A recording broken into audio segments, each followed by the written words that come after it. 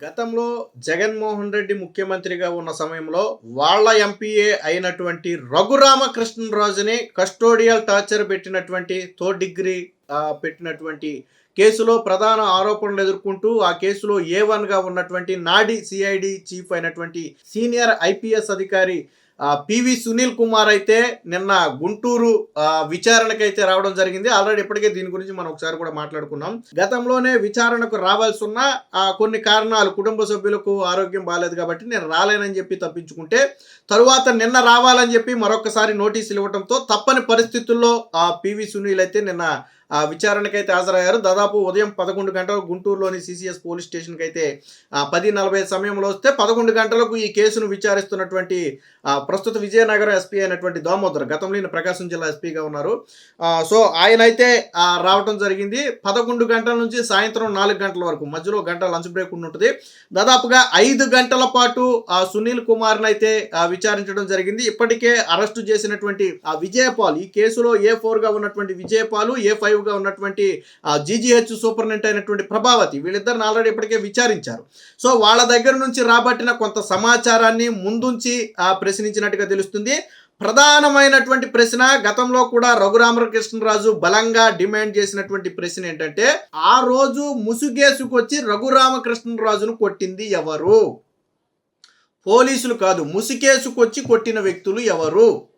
So ఈ విషయాన్నే నిన్న ప్రధానంగా సిఐడి మాజీ చీఫ్గా ఉన్నటువంటి సునీల్ అయితే ఎస్పీ దామోదర్ అయితే ప్రశ్నించడం జరిగింది. అయితే కొన్ని ప్రశ్నలకేమో మౌనంగాను, మరికొన్ని ప్రశ్నలకేమో పొడి సమాధానాలు, మరికొన్ని ప్రశ్నలకేమో నాకేం తెలీదు, రికార్డుల్లోనే ఉంటుంది మొత్తం చూసుకోండి అని సమాధానం, మరికొన్నిటికేమో దానికి నాకు సంబంధం లేదని దాటవేత సమాధానాలు చెప్పాడు. ఓవరాల్గా మెజారిటీ ప్రశ్నలకు నాకు తెలియదు, గుర్తులేదు, మర్చిపోయా, ఈ టైపు సమాధానాలనే సునీల్ అయితే చెప్పినట్టుగా మనకి మీడియా కథనాల ద్వారా అయితే తెలుస్తుంది. అయితే ప్రధానంగా రఘురామకృష్ణరాజును ఎవరు కొట్టమన్నారు, కస్టడీలో ముసుగు ధరించి వచ్చిన వ్యక్తులు ఎవరు, వాళ్ళను పంపిన వ్యక్తులు ఎవరు, పివి సునీల్ కుమార్ పై ఈ రకమైనటువంటి ప్రశ్నలు, అలాగే గుండెల మీద కూర్చుని రఘురామకృష్ణరాజును బలంగా బాదారు. సో ఆ గుండెల మీద కూర్చున్నటువంటి వ్యక్తి ఎవరు, ఈ విధమైనటువంటి చర్యలకు పాల్పడమని చెప్పింది ఎవరు? సో ఇవన్నీ తెలిసి జరిగినాయా, పివి సునీల్కి తెలియకుండా జరిగినాయా? తెలియకుండా జరుగుంటే తరువాత రఘురామకృష్ణరాజు కంప్లైంట్ చేసిన తర్వాత, ఆ రోజే ఆయన నన్ను కొట్టారని చెప్పాడు. సో ఆ తర్వాత సంబంధిత అధికారుల మీద ఎందుకు చర్యలు తీసుకోలేదు? సో ఇలాంటి కీలకమైన ప్రశ్నలు అయితే అడగడం జరిగింది. బట్ మెజారిటీ ప్రశ్నలకైతే ఆయన సమాధానం చెప్పలేదు అన్నట్టుగా తెలిసింది. సరే, ఇక్కడ సమాధానం చెప్పకుండా తప్పించుకోవచ్చు, కానీ రేపొద్దున కోర్టులో అయినా దానికి సమాధానం చెప్పాలి. ఒక రకంగా నువ్వు సమాధానం చెప్పలేదు అంటే తప్పు ఒప్పుకుంటున్నట్టే అర్థం. నీ ప్రమేయం లేకపోతే నీ ప్రమేయం లేదని ఖరాఖండిగా చెప్పగలగాలి. సో కానీ ఇక్కడ నా ప్రమేయం లేదని కూడా పివి సునీల్ ఎక్కడ చెప్పినట్టుగా లేడు. సో ఇది మొత్తానికి నిన్న జరిగింది.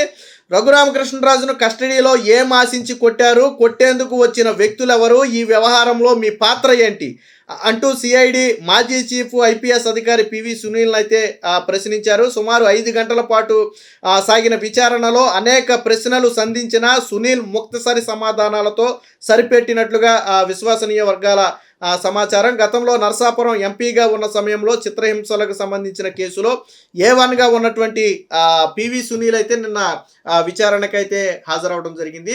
సో రఘురామకృష్ణరాజు డిమాండ్ చేసినటువంటి ప్రశ్నలకు పివి సునీల్ నుంచి సమాధానం వస్తుందని భావించారు, కానీ ఎక్కడ రాలా. ఆ రోజు ఏదైతే రఘురామకృష్ణరాజును టార్చర్ పెట్టడానికి కొంతమంది వ్యక్తులు వెళ్ళారో, అక్కడ సెంట్రీలో ఉన్నటువంటి హోంగార్డు, మేబీ హోంగార్డు లేదా కానిస్టేబుల్, వాళ్ళు కూడా చెప్పింది ఏంటంటే, రికార్డులో ఏమీ రాయకుండా వ్యక్తులు లోనికి వెళ్ళిన మాట వాస్తవం. వాస్తవానికి అక్కడ ఒక వ్యక్తి లోనికి వెళ్తే ఖచ్చితంగా అధికారి అయినా సరే వాళ్ళ పేరు మెన్షన్ చేసి లోనికి వెళ్ళాలి, రికార్డెడ్గా మెన్షన్ చేసి వెళ్ళాలి విచారణ గదిలోకి. బట్ ఆ రోజు మాత్రం అక్కడ పేర్లు రాయకుండా కొంతమంది వ్యక్తులు అయితే లోనికి వెళ్ళిన మాట వాస్తవమేనని చెప్పి అప్పుడు హోంగార్డు మేబీ అక్కడ డ్యూటీలో ఉన్నది. సో ఆయన చెప్పాడు. ఆ తరువాత ఎవరు అనేది తనకు తెలియదని కూడా ఆయన చెప్పడం జరిగింది. అలాగే సీసీటీవీ ఫుటేజులు కూడా ఎక్కడ, దీనికి సంబంధించి సీసీటీవీ ఫుటేజులు కూడా ఎక్కడ ఇప్పటి వరకు లభించినట్టుగా లేవు. ఒకవేళ లభించుంటే ఆ రోజు విచారణ గదిలోకి వెళ్ళింది ఎవరు ఏంటి అనేది. ఫర్ ఎగ్జాంపుల్ ఈరోజు పివి సునీల్ని విచారణ చేశారు, దానికి సంబంధించి 2 VROలను పక్కన పెట్టారు, మొత్తం రికార్డ్ చేశారు, సీసీటీవీ ఫుటేజ్ ఉంటుంది. సో అంతా కూడా అధికారికంగా జరిగింది. కానీ ఆ రోజు రఘురామకృష్ణరాజు విచారణ, ఒక ఎంపీని విచారణ చేసేటప్పుడు ఏ ప్రభుత్వ అధికారి అంటే ఒక VRO కావచ్చు, లేదా రెవెన్యూ డిపార్ట్మెంట్ నుంచి కావచ్చు, లేదా లాయర్ల నుంచి కావచ్చు, ఎవరు పక్కన లేకుండా కేవలం అసలు వాస్తవానికి ఎక్కడ టార్చర్ చేశారో కూడా ఎవరికి తెలియనటువంటి పరిస్థితి, చీకటికి ఉందని చెప్పి రఘురామకృష్ణరాజు గారు చెబుతున్నటువంటి పరిస్థితి. ఒక ఎంపీ గుండెలు, అందులో రఘురామకృష్ణరాజు గారి పర్సనాలిటీ కూడా కొద్దిగా పెద్దగా ఉంటుంది, మన అందరికీ తెలిసిన విషయమే. సో అలాంటి వ్యక్తి గుండెల మీద కూర్చుని ఒక బలమైన దాదాపు ఒక 80 నుంచి 100 కేజీలు ఉన్నటువంటి ఒక మనిషి గుండెల మీద కూర్చుని బలంగా బాదాడు.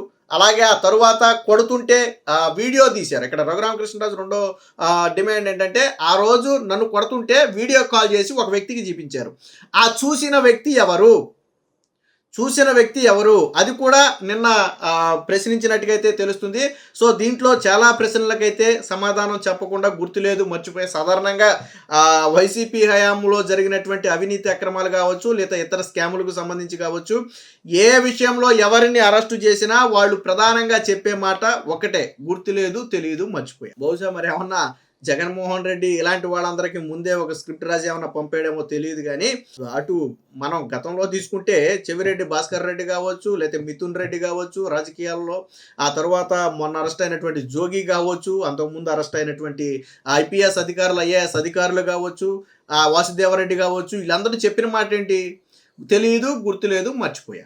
ఒకటే స్క్రిప్టు.